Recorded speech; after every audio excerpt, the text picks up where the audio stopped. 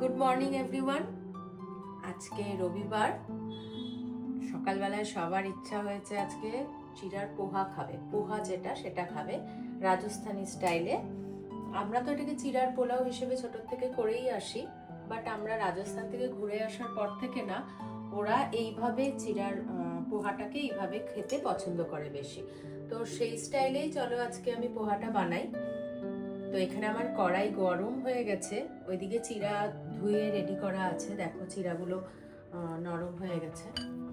আর এখানে আমি নিয়েছি পেঁয়াজ, কিছু কাঁচা বাদাম যেটা আগে থেকে ভেজানো, কিশমিশও ধুয়ে রাখা আছে, কারি পাতা, আদা, এখানে কাঁচা লঙ্কা আছে। হ্যাঁ এখানে এখানে কাঁচা লঙ্কা আছে, কাঁচা লঙ্কা আদা কুচি। হ্যাঁ আর এটা হচ্ছে সাম্বার মশলা, হলুদ, এদিকে সর্ষা, শুকনো লঙ্কা আর আছে লেবু। সো এখানে আমার কড়াই গরম হয়ে গেছে। আমি এখানে একটু তেল দিয়ে নিলাম। তেল গরম হয়ে গেছে। এখানে আমি শুকনো লঙ্কা দিয়ে দিলাম প্রথমেই, তারপর দিচ্ছি কারি পাতা। কারি পাতাটাকে একটু হাতে ক্রাশ করে নেবে, তাহলে এটা ফ্লেভারটা ভালো হবে।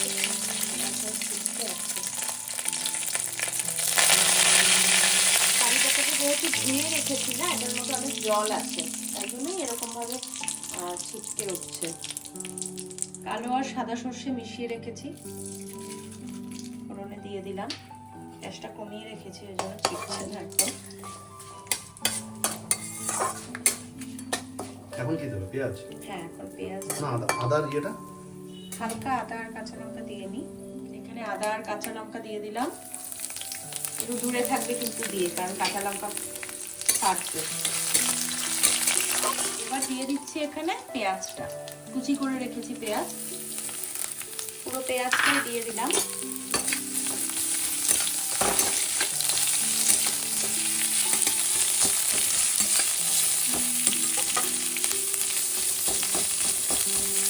এখানে একটুখানি লবণ ছিটিয়ে নিতে পারো পেঁয়াজের ওপর, তাহলে পেঁয়াজ একটুখানি এখানে লবণ ছিটিয়ে নিলাম। এটাতে কি হয়, পেঁয়াজটা নরম হয়।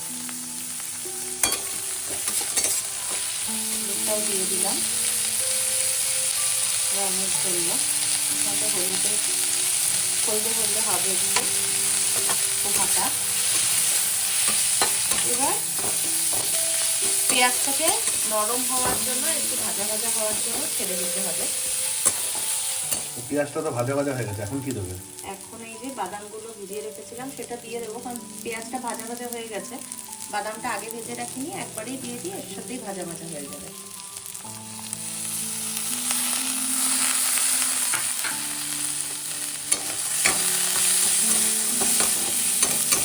গ্যাসের ফ্লেমটাকে একটু মিডিয়াম করে দিয়ে দিলাম।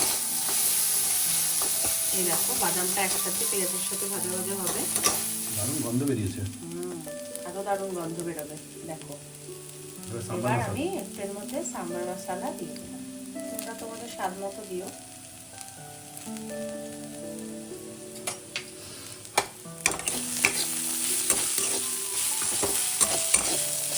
গ্যাসের ফ্লেমটাকে লো রেখো।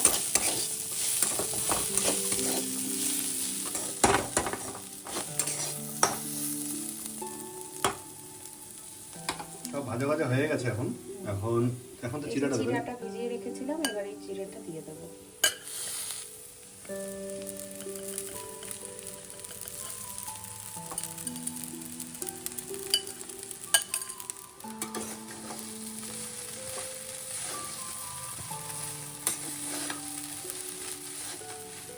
এটাকে এবার ভালো করে নাড়িয়ে চাড়িয়ে নিতে হবে। আর লবণ আগে একটু পেঁয়াজে দিয়েছিলাম পেঁয়াজটা নরম করার জন্য, তাই জন্য স্বাদ অনুযায়ী আবার একটু লবণ দিতে হবে। স্বাদ অনুযায়ী লবণ দিয়ে দিলাম। একটু চিনি দেবে না? দেবো তো চিনি। লবণ দিয়েছি, এবার একটুখানি মিষ্টি দেব। তো চিনির বদলে আমি এখানে ব্রাউন সুগার দিলাম। ব্রাউন সুগারে মিষ্টিটা একটু কম হয়, মানে একটু বেশি দিতে হয়, তো আমি ছোট 2 চামচ দিলাম এখানে। তোমরা চিনি অ্যাড করতে পারো, তোমাদের যা ইচ্ছা সেরকম করতে পারো। আমি নতুন এই ব্রাউন সুগারটা এনেছি, এর জন্য সব রান্নাতেই যেগুলো নিরামিষ বা মিষ্টির প্রয়োজন সেগুলো সবগুলোতেই না এখন কিছুদিন ধরে এই ব্রাউন সুগারটাই দিচ্ছি, তো খারাপ লাগছে না। চিনিটাকে একটু অ্যাভয়েডই করছি, সাদা চিনিটা ছিল। এবার লাস্টে কিশমিশটা অ্যাড করে দিলাম।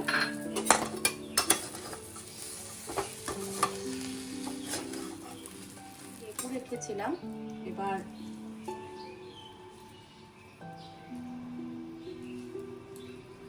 লেবুর রস করেও রেখেছি আলাদা, লেবুর রসটা দিয়ে দিচ্ছি। তাহলে কি একটু টক টক মিষ্টি মিষ্টি হয়, খেতে বেশ ভালো লাগে।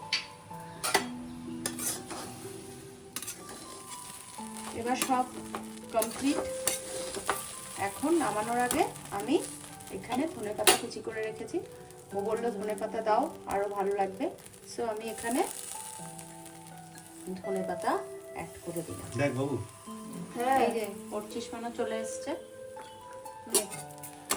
কেমন লাগছে দেখতে? ভালো। কেমন হলো আজকে? বেদানা দেবো তো, ওটা সার্ভ করার সময় ওপর থেকে ছড়িয়ে দেবো। হ্যাঁ ঠিক আছে, দেবো। তাহলে এটাকে এবার আমাদের চিড়ার পোলাও মানে পোহা, আমাদের পোহা রেডি। এটাকে এখন গ্যাস অফ করে কিছুক্ষণ স্ট্যান্ডিং টাইম দিতে হবে। সো আমি একটু ঢেকে দিলাম, সার্ভ করার আগে আবার তোমাদের দেখাবো। এখানে পোহা একদম রেডি, আমি প্লেটে সার্ভ করে দিয়েছি।